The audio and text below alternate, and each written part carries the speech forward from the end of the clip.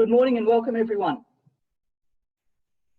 This is our first session today on Zoom, and it's the start of the first inaugural Catholic Learning Online Summit. My name's Karen Gardner, I'm the facilitator for today, and our presenter for today is Vicky Vance from the Diocese of Bathurst, and she'll be leading us through approximately the next 50 or so minutes. We might start with a prayer and acknowledgement, so I'll just share my screen with you. I forgot to mention, sorry, I'm from the Diocese of Wagga Wagga. So I'll just share this with you and we'll start off with the prayer and acknowledgement, and then I'll hand over to Vicky.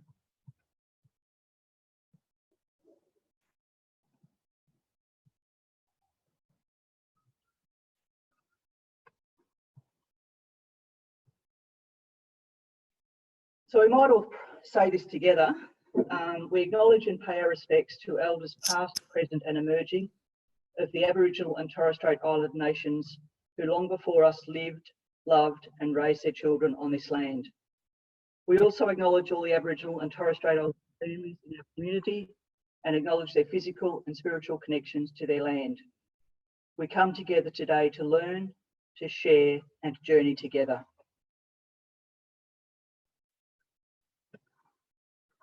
And we'll say a prayer together.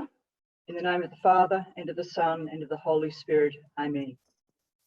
We call on God's grace to protect us in this time of uncertainty, to guide us with our learning, to support us as we navigate new things, to shield our loved ones from harm, to comfort those who are lonely, and to be with us in everything that we do. Amen. Just a couple of housekeeping matters before I hand over to Vicky. The webinar today will be recorded, and once the sessions are completed, they'll be uploaded to the Catholic Learning Online Summit website so that you can view them later on if you wish to. And we also ask at the end of the session, if you have a chance, just to do an online evaluation for us. Thank you, good luck, and I'll hand over to Vicky. Thanks, Vicky.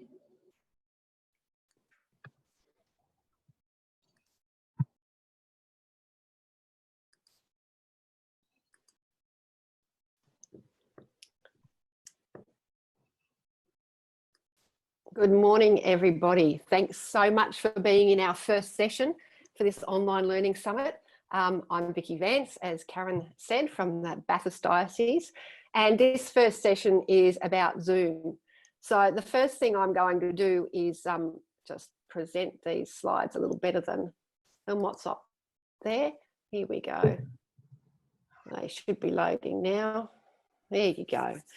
If you want to take a copy of this presentation, the bit.ly link is at the bottom of the page there. It's 2VEO, all caps, X, lowercase, capital Z and a lowercase t. This will also be on the website when we actually finish the presentations. It might take us a couple of hours to get things up there, so don't expect it immediately, but we will get it up there. We've had a great team of people put this together. Karen from Wagga, as you've already seen this morning, Mark and Ben from Wollongong. We've had JJ from Lismore, Christine and Wendy from Cairns, and Frank from CENet. So, you know, this work is a culmination of a very hectic week. So you're here because you want to learn a little bit more about Zoom, and we're going to go through that today. The learning intentions of this I'll go through in a minute, but if you want to, if you have the opportunity to have two screens going, you can play along and you can join in twice.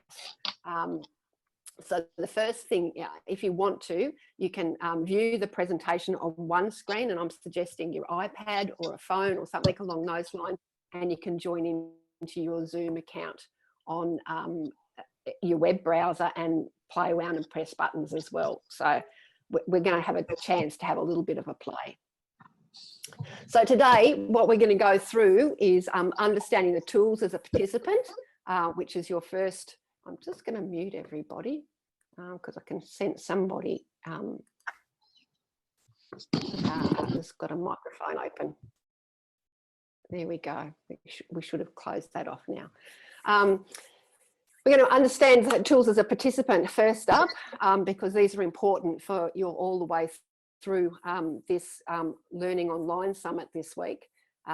Understand where the camera and the microphone settings are, and participate in chat, polling and breakout rooms as a participant, but also to understand how they might be used for you in teaching on Zoom.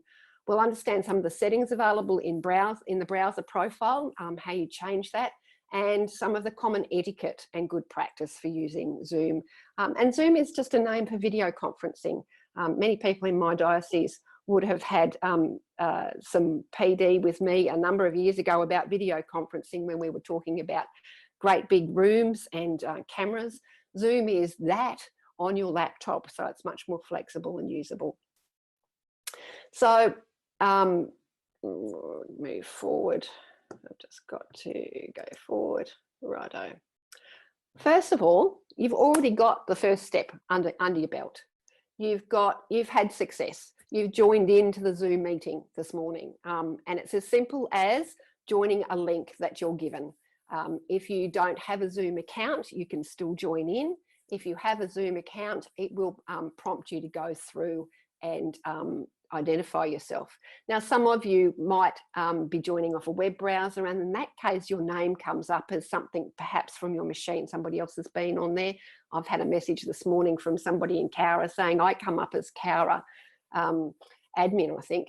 And it's a simple place of actually changing your profile settings when you join in, and we'll go through that a little bit later in the session. But just know that you've already taken the first step by actually joining in now on Zoom. So what we're going to have a look at is we're going to ask you to ask questions via chat. Karen's monitoring the chat for everybody. And to look at chat, you need to look at the bottom of your screen, and you're looking for, I'm going to turn on my annotation tools here. You're looking for this symbol, the chat symbol. When you click on that, it opens up a little message at the on the side of your screen, and you can type into that, and Karen's going to be monitoring anything. So if you've got questions on the way through, it's easier if we mute mics and rather than interrupt, particularly when we have as many as we've got online at the moment. We've got 71 people online at the moment, so having mics open might be a little difficult. So if you've got questions on the way through, make sure you put them in the chat, and Karen's going to be managing that for me. When you've got this sort of number, it's good to have actually 2 people online. So what I want you to do now is I want you to hit that chat symbol, and I want you to type in your name and perhaps where you're from. So if everybody can go to that chat symbol on their page, I can see Carolyn Woods just come in. Carolyn, you might want to say where you're from. Wow, it's just taking off. Emma from Kiama, Simone from Portland, Ian Gregory from CENet. Fantastic. What that's meaning is everybody has got a handle on how that chat works. So well done. Ben Woods from Wollongong.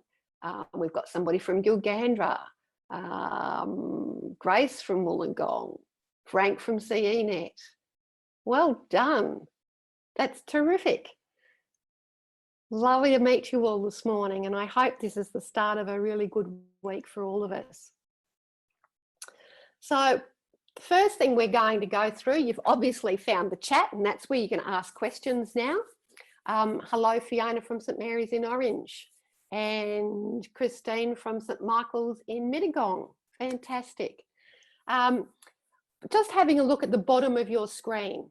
What I've got here, because I can't actually live show you my Zoom screen, I've taken screenshots. So we're going to sort of talk about what's on there. So on the bottom left-hand side, you've got your microphone button. When you click that, you get a slash come through it, and that mutes your mic. This is really, really important because you get a sense of when you're sitting behind a screen that people can't hear or see you. You forget the camera's on, and I've had an experience in a meeting once upon a time where I left that mic on and answered a phone call. And thank goodness for some wonderful colleagues around the country who basically got on their screen and started tapping away and saying, mute your mic, because I'd said the presentation I was in was as boring as batshit. First things I always teach people is how to mute your mic and how to unmute it. So you click it again to unmute it. Click it and it turns red, it's mute. When it's white, it's open. Beside that is our video symbol, our camera symbol. Running along the side there, we've got our participants, and at the moment we'll be seeing the number of participants in there at 73. We've got our chat feature that you've already got, and we're going through what chat and then a few extra features there. You've got a share screen button. I can control that as the host, so not everybody is able to share the screen. You might have a record feature, and you've got a reactions feature, which we'll go through. And over on the far right of the screen, you've got leave meeting, and that's what you press if you want to leave at any point in time. If you don't need to leave, if you're only, you can turn your camera off if you just want to blow your nose or what have you. You don't have to actually leave the meeting. So you can turn your camera off and you can turn your mic off and, you know, have a sip of coffee or whatever needs to be done. So that's the basic tools. Up in the top, okay, so just the little arrows beside the microphone here. When you click on those, that opens up the dialogue in your computer to allow you to select different microphones. And you can see on the screenshot here, I've got same as system or the built-in microphone. Now, my microphone is using just the Apple headphone set at the moment. So it's saying it's a built-in, but it's an external microphone. Always sounds a little bit better. Where as a speaker, I can select the output as headphones, so the speaker system as headphones, or the system because I'm plugged into my computer at the moment. But that could be an external speaker, and I've got another screen connected in. So then, if you need to, you can test your speaker on microphone. And this allows you to make sure that you've selected the right one. So the first time you can come in, if you've changed settings on your computer, you can actually go in and test your speaker and microphone, and it will play a little sound and say, can you hear that? If you can't hear it, you can go and change your settings. If you, and it will also test your microphone. It will ask you to talk into your microphone. Zoom is wonderful in that you can actually join in a meeting via phone. So if you're teaching and you've got kids that have limited bandwidth, they might just want to see the vision, and they might dial in by a phone and just follow along with the vision and speak by phone, or if they just might participate in the conversation by phone, and those numbers are generally in the invitation that gets sent out, which you wouldn't have had, you've just joined via link. And you've got your audio settings there. So over on your camera settings, the same sort of thing. The little triangle that points up allows you to find the camera that you might be using.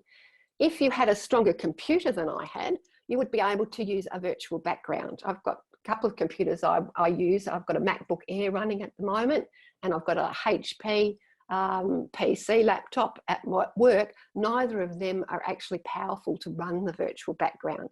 But if you could run a virtual background, you can put a slide in there and it would cut out around your head and make you appear somewhere else. So some of my colleagues have had things like they've been in New York, they've been on a beach, I know Ben and Mark and a couple of others who are presenting later this week have got a slide that we put together for the summit, and it'll look really, really professional. Unfortunately, my system doesn't allow that to work. So the camera and your microphone controls. And if you have the letter M in your name, so we're going to have a little play here. I want you to turn your microphone on and tell us your favourite holiday pastime. So if you have an M in your name, can you please tell us what your favourite holiday pastime is? Gardening. Mountain biking. Gardening. Golf. Baking. Gardening. Reading a book. Ooh, okay. So that's somebody. Off-roading. Yep, terrific. Some other people? Golf, gardening seems to be pretty popular. I think the gardens in Bathurst are going to be the most cared for that they've ever been in this isolation time, this school holidays. What about if you've got turning your camera on and off again? I'm going to stop sharing so I can actually see some pictures. So everybody have a go at turning your camera off and on again. So find that symbol at the bottom. It's fairly instant. Terrific. So off and on again. I can see some terrific backgrounds. People in their studies, people in their kitchens. Jungle. Somebody in the jungle, absolutely. Fantastic. So you're all getting an idea of how quickly those turn off and on again. So so if you weren't a person then that got to turn their mic on, have a go now at turning your mic on and telling us what your favourite holiday pastime is. Bike riding. Reading. Reading. Reading. Fishing. Gardening. Going along the beach. Gardening. Being with family. Horse riding. No timetable.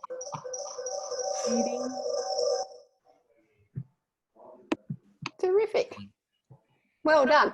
Now, as the host, I can control on the microphone. So if somebody has not muted their mic, and I can hear a little bit of feedback happening at the moment, that's an external speaker and a mic going at the same time. So it's like when you're doing a school assembly and you've got your mic too close to your speaker and you have to move it round. And that's why a set of headsets is really good. Because it actually means that the speaker is through your earpiece and the microphone's there and there's no feedback. But if you don't have those, sometimes you can get that feedback happening. I'm going to mute everybody now. I've got a button here and I'm going to show you that moving forward. Okay, so you've had a little go. I'm going to now ask you to do a poll. So I've got a poll. And you should see something pop up on your screen, a couple of questions. And it says, have you used Zoom before as a meeting? And have you used Zoom before as a meeting host? We're watching now everybody's results. So these are some of the teaching tools that you have using Zoom. You can see I've got 55 people saying yes, they've been in a meeting before. 6 have never been in a meeting before, so I'm really pleased I started with the basics. And as a host, we've got 35 sitting there at the moment who've been a host previously and 29 people who've never been a host. So this is the introduction side of things. So this is the perfect place for those people who've never been in a meeting or hosted before to learn about that. Well done. So that poll I pre-made. It's a series of questions that I pre-made beforehand, and I use the polling feature at the bottom of my screen to launch that. I'm going to end that now. It's been up for a minute. Hey, Vicky, we can't see those polling results. Is there any chance of showing us?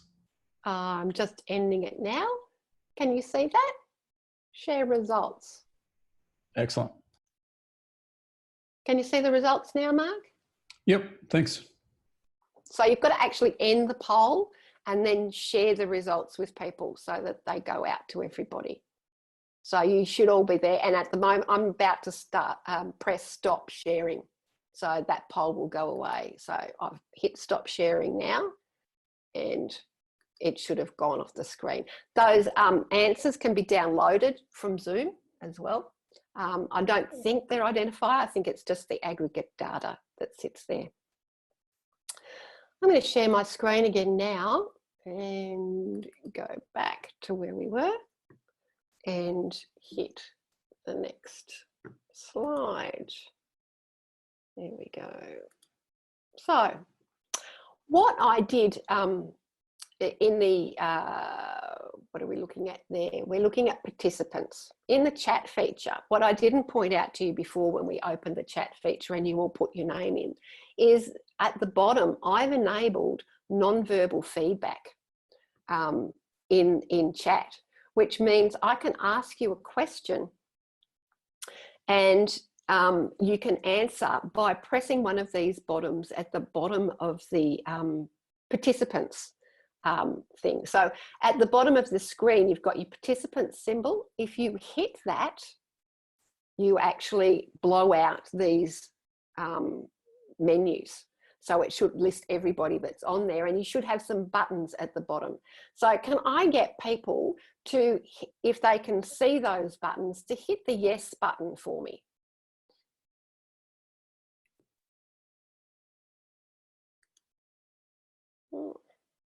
I've lost my, there we go. I've got a few yeses up there. So we're going, if you haven't got there yet, you're looking for the participants symbol. And then, oops, we just lost our slide. Looking for the participant symbol and looking then at the bottom of that, and you've got your yes button, you've got your no button. You've got a button that says, gives feedback to the presenter that says go slower, go faster, and then you've got more, and your more button actually blows out another menu. You've got a thumbs up menu, so everything's going well. Thumbs down, no, I don't agree. An applause symbol, coffee, I need a break. I might need to go to the bathroom or something, so you can put that in for people. And then you've got your pause. That's what the clock means. As a presenter, I can clear everything. So at the moment, I'm going to click my clear all button, and all of the feedback that I've just asked for has disappeared. So we get a fresh slate. And you can see other tools that I've got here as the presenter: invite, mute all, unmute, and the more, which is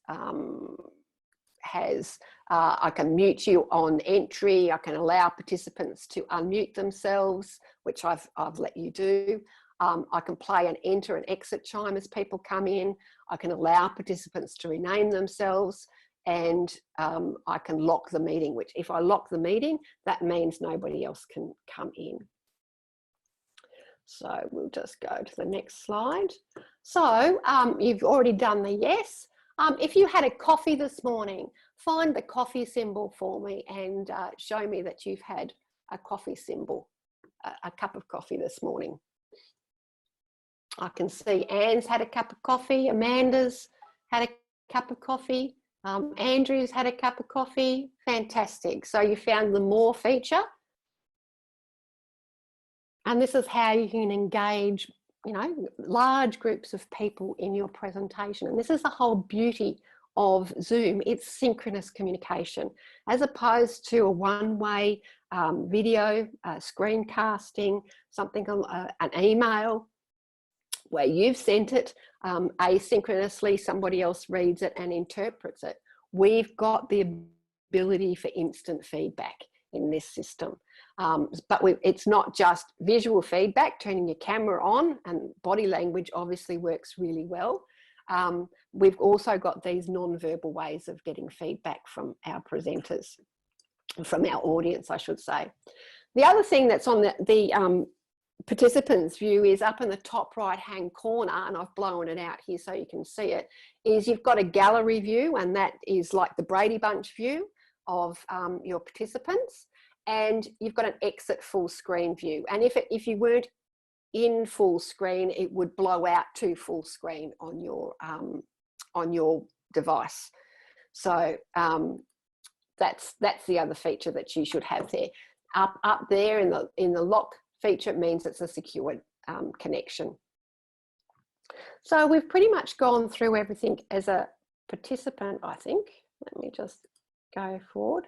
What I want you to find on your screen in the bottom menu ribbon that runs along the bottom is a reactions feature, and you can hit the thumbs up to tell me whether I'm going okay or not.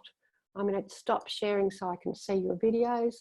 Excellent. I can see lots of thumbs up, and you'll see on the Brady Bunch view that you'll see thumbs up go up whether you've got your camera on or off. And you've got the other one there in reactions, which is the applause. So give me a round of applause. Excellent. Thanks, Rebecca. Fantastic. All right. So we're going okay. What I'm going to share my screen again. And we're back here. Terrific. So hopefully I've made this a little bit better than a death by PowerPoint situation this morning, which it had the risk of turning into. What I'm showing you on the screen now is what I have as a presenter's screen. So you'll notice very, very similar controls. I've got the mute and the camera, the microphone and the camera, sorry. I have the security setting. I have my participants setting, which blows out the participants dialogue. I've got the chat setting. I've got the share screen setting, and I've got a little upward pointing arrow there, which means that I can blow out to more control. I've got my polling setting, which is how I actually used the poll before, recording, breakout rooms, and reactions. So we're just going to go through some of this. Unfortunately, I can't zoom and show that on the same screen, which is why we're doing screenshots. So I've taken screenshots. In the security setting, this is new. This came through only about a week ago, and you might have seen some things on the web about Zoom bombing, and this is a bit of a reaction to Zoom bombing. So we've got in the security setting, I can lock the meeting. Once I do that, nobody can join in. So once you're in, you're in. It's like closing the classroom door. Enable waiting room is I can put people into a waiting room and I have to admit them. If I was in a probably more public situation, I might do that. We played around with it, the conference organising team and I played around with it last week. It was a little frustrating. If you weren't really on the ball, you could have people sitting in a waiting room, and big apologies to Frank and Karen and a few other people that got stuck in my waiting room last week. I found it's better to not enable join before host, and that means when you click on the link, it just says this meeting's not scheduled to start till 10 o'clock. That seems to be a much better way, but it's still there if you want to really micro control who is coming into your session. Underneath that, it says share screen. So I could say whether participants were allowed to share screen. If I was in a class situation, I would probably do that if it was a reporting situation. Allow chat and allow people to rename themselves. So so you know, you might, if you're on a computer and it's a Cowra admin computer, you could go in and rename yourself. So we've got the other controls I've got in the participation area is I can mute participants on entry. I can allow participants to unmute themselves, which I've allowed in this one. I can play the enter and exit chime, and we looked at this before, and I can, and so there's usually a number of different ways that you can actually use the settings on this. And there's the other place to lock meeting and enable meeting room. So this is actually in the participants area. So sharing my screen, this is what blows up with that little arrow. Because I've got a couple of desktops running, I've got my laptop as one screen and I've got an external screen as another. I get to choose which screen I want to share with participants. I can also use a whiteboard, and I'm going to turn that on in a moment to see what you can do. You can use because I'm on a Mac, I can use an iPhone and an iPad via AirPlay if I wanted to, or I can connect them via cable. And I can use a tab, just a specific tab that I want to share in Google Chrome. So there, and you can see down the bottom, I can share the computer sound, or I can optimize the screen share for video clicks. And once I choose which screen I want to share, I just hit the share button and it goes out to your screens. So I'm actually going to stop sharing my screen at the moment, and I'm going to turn the whiteboard on so you can see what that is. So I'm going to go to my screen sharing, blow it out, and turn the whiteboard and share. And you should see a great big white screen. So I'm not real good at drawing with a mouse, but there's an apple for the teacher.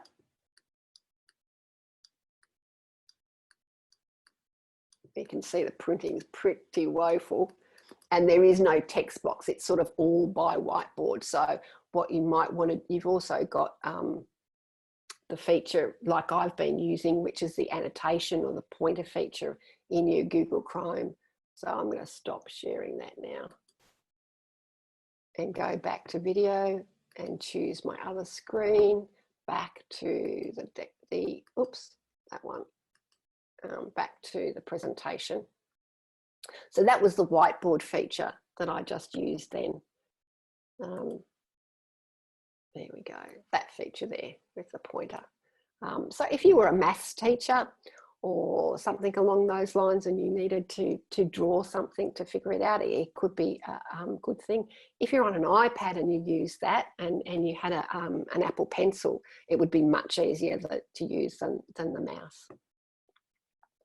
So we've had a go at polling, but I've got another poll for you, and in a minute I'm going to use the breakout feature and show you what that means. So as the presenter, once moving right from share screen, we've got the polling feature, the record, and the breakout feature before the reactions room. So a couple of extra buttons than what you've got.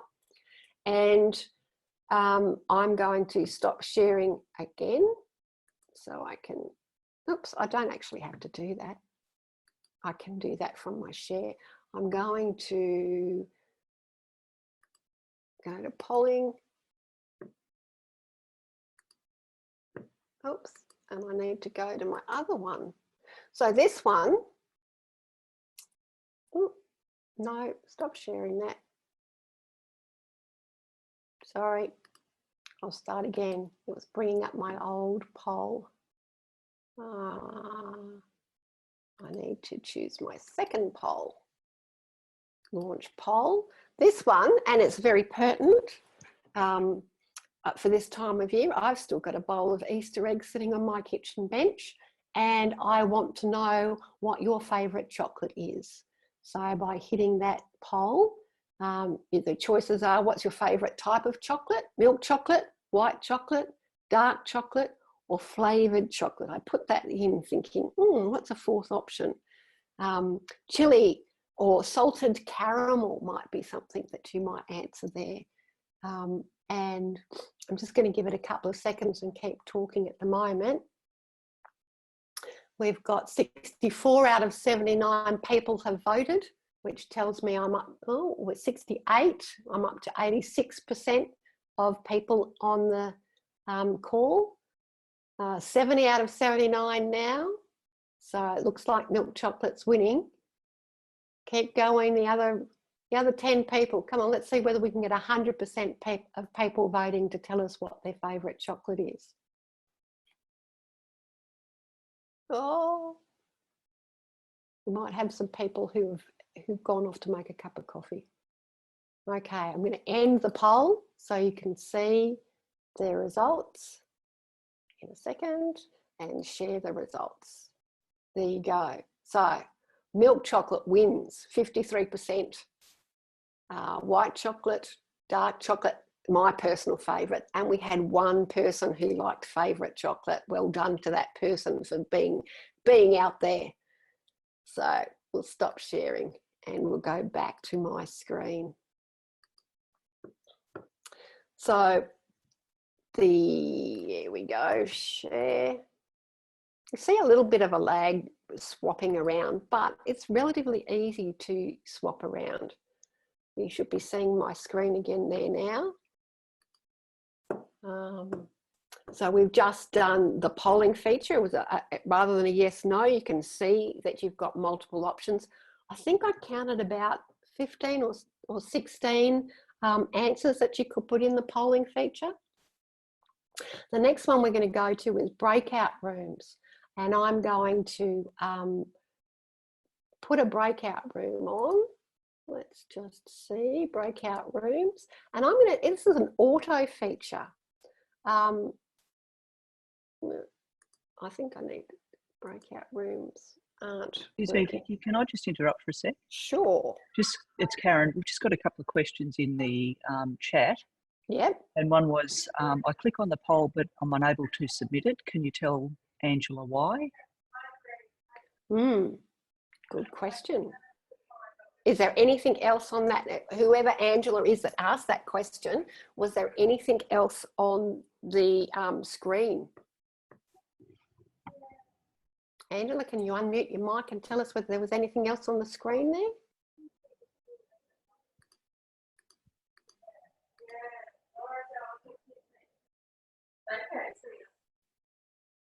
No, I'm not hearing anything. So I'm wondering whether perhaps if I'd closed the poll, that might have done it. We got 70 responses. It's also come through, Vicky, that it's happened to a couple of other people when they did the second time. It worked and they had to do it really quickly. Ah, there you go. Okay, there you go. There's the benefit of peer learning, everybody. You have to do it really quickly. So you haven't got a lot of time to actually fiddle around. So it sounds like it's a much better use for a very quick off the cuff question than anything that you have to think too deeply on. Thanks, Karen. Anything else that we need to address before we go into breakout rooms? The only other one was from Judith, who asked if we can capture the non-verbal communication symbols for formative assessment. No, I don't think so. The only way I could think of doing that is to, because there's no feature in the more to capture. No, there's nothing there. The only thing I could think of would be a quick screen capture. Karen, have you got any ideas on that? No, I'd say the same thing. It's probably the easiest way of doing it. Yeah. Or maybe a poll would work. Maybe a poll. You can certainly download the poll results. So that might be a better way if you need to record something, is ask the question, are you understanding, or a specific question, and frame your answers along that line. And then you can download it. Yep. As opposed to the non-verbal feedback. To my knowledge, the non-verbal feedback just disappears. So at the moment I can clear everything. There doesn't seem to be any retention for it at all. But great question, Judith. And I'm wondering whether that's Judith from Dubbo. She always asks me great questions. Could be. I've also got a couple of others that have said that they'd print screen and save it, and you could possibly capture it in the chat section as well. Yeah. Yeah. So you can, because the chat's downloadable. So if you ask everybody to, write their understanding in the chat, you can do that. Just not the non-verbal, as far as I'm aware. And I think Judith is from Dubbo. I knew it. Thank you. Thanks, Judith. Love it. Love it. Okay, so I'm going to put some breakout rooms in place, and when I do this, I'm just going to let it automatically assign people to the room. So it has a bit of AI in it, and it looks at the number of people in the call, and it will work out how many rooms and how many people per room. So you're going to get put with random people. What I want you to do there is I want you to have a chat to a person and give them one idea that you've learnt today that you could use for your teaching. And we'll get somebody to and decide who's going to report back to the group. So give them one idea about, so you just it's a bit of a think, pair, share activity really. So I'm going to put the breakout room, you need to remember, and I'll pop into some rooms as well. You've got to give each other one idea about how you might use this for teaching and decide who's going to report back when we come back out of the breakout rooms. Are you ready? Everybody understand? Give me the thumbs up. Everybody's, yeah, you can do it on camera, or you can do it, if you're not on camera, you can use your reactions. Thumbs up are happening. Fantastic. I'm just switching screens. I'm getting lots of thumbs up. Wonderful. Okay, so I'm going into my breakout rooms. I'm going to have 4 to 5 people per room, and it's telling me I've got 81 participants, so I need 20 rooms. I won't get round to 20 rooms. I'll get around to a few though. So here we go. Create breakout rooms. Open all rooms.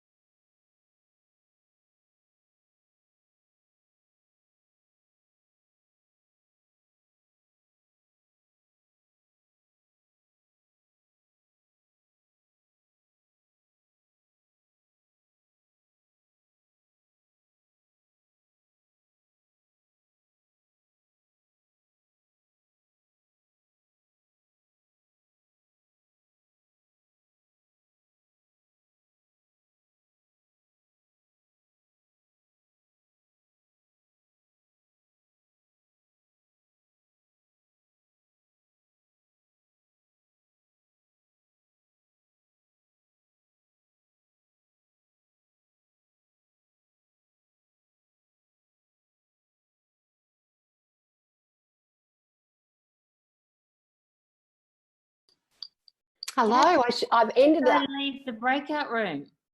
Yes, I've forced everybody back to the main room now. My- Dropped out and I left the breakout room.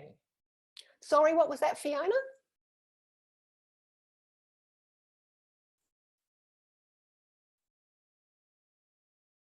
So I'm bringing everybody back out of the breakout rooms to the main room. It just takes a little while for everybody to come back to the main space.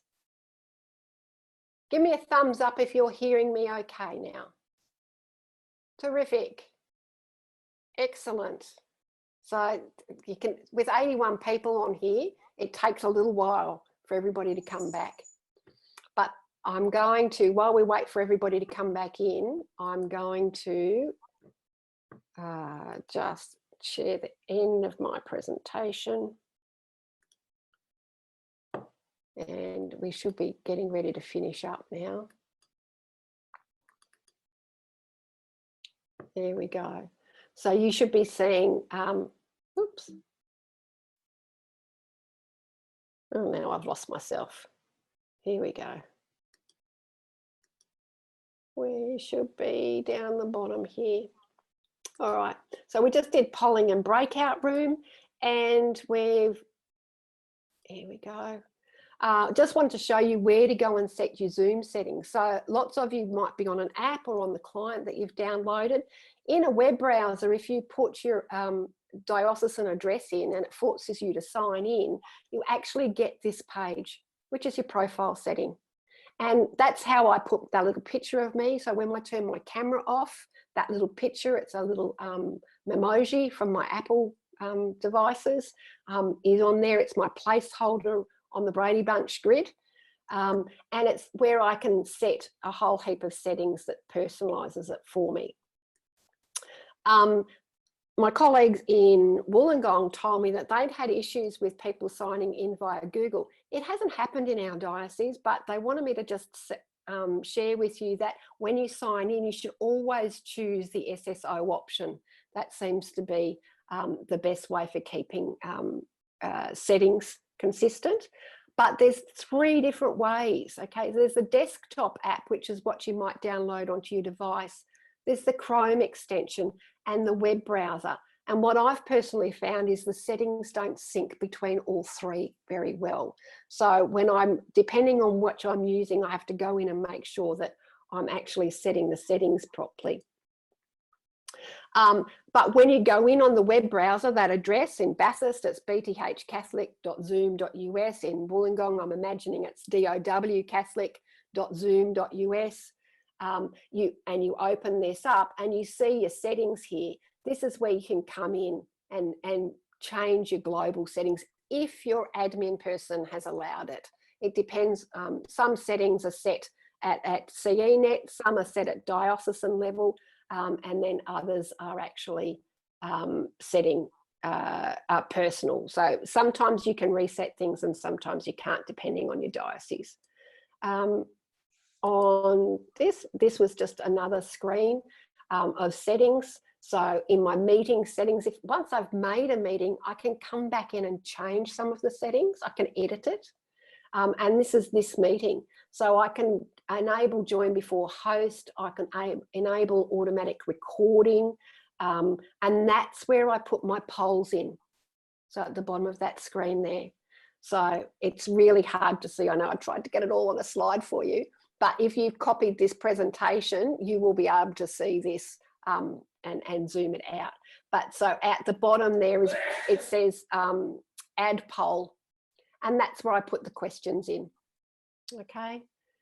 Coming up to the end, we've got to finish the presentation again. These, thanks to a wonderful colleague in Tasmania, Joe, who shared his version of this one with me. I tweaked it for Bathurst, and I've also made a student one now, which I'm still in the process of tweaking, work in progress. I'm thinking of putting digital citizenship stuff down here at the moment. That's also on the presentation, and the resources. So Bathurst has VC guidelines for student stuff on their website. There's also a Zoom tips and tricks and video tutorials. And our address for that is vc.vth.catholic.edu.au, and all that stuff is sitting there at the moment. So I've got chat. I don't know. There we go. All right. Yes, Leslie said, very nice, Joe, to the Lucid Press stuff. So I'm going to stop here and see whether there's any questions. Karen, are you there? If I stop sharing the screen, I am, just yes. Yeah. I'm just going to go back and get the bit.ly for people and put that in the chat. And I'll just put the Google site in the chat too, B.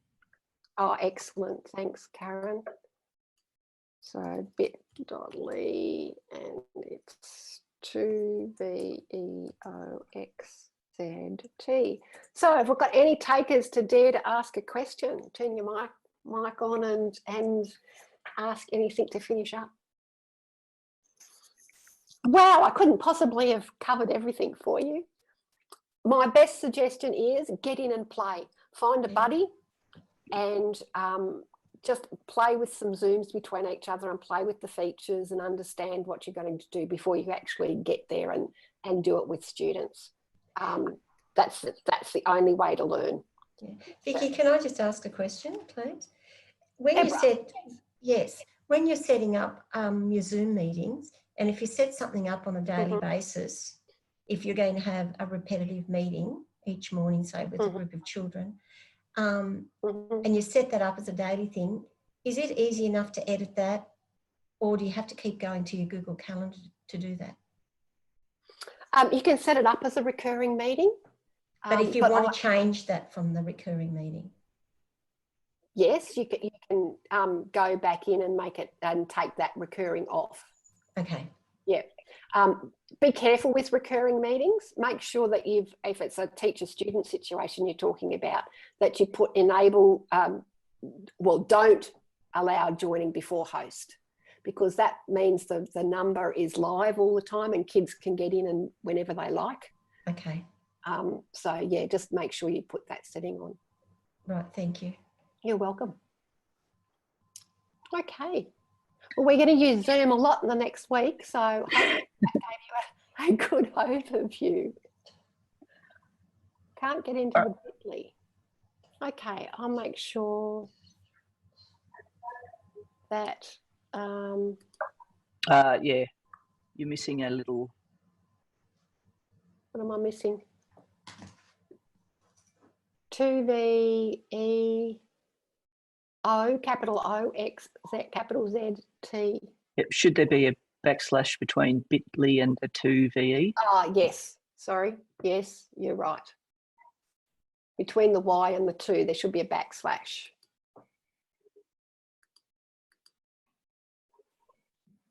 Okay. I just have a question about the end time on when you set a meeting. So is it better to set it for an hour if it's, does it cut you off? No, it doesn't, Melissa. A really good point. In a teaching situation, make sure you're the last to leave. Yeah. And so, but when you set the meeting time, should you set it for just the meeting time allocation of 30 minutes or allow more time, or just be the last one to leave? It will keep going as long as you keep meeting. Okay. Yeah. So, and there is a button, that's a really good point, that says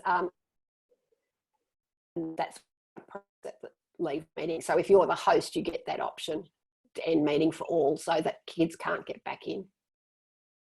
Yeah. Which is really, really important. Absolutely. It is really important. All right.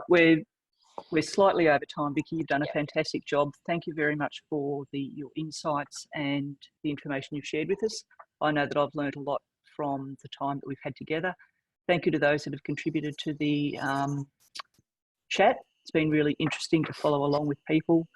And our next session will start in approximately 5 minutes at 11 o'clock, and it will be an Adobe session. Yeah, thank you, and good luck with the rest of the week and whatever happens next week when we recommence at schools. Thank you, everyone. Thank you all. Thanks, everyone. Bye. Bye. Bye. Thank you. Bye.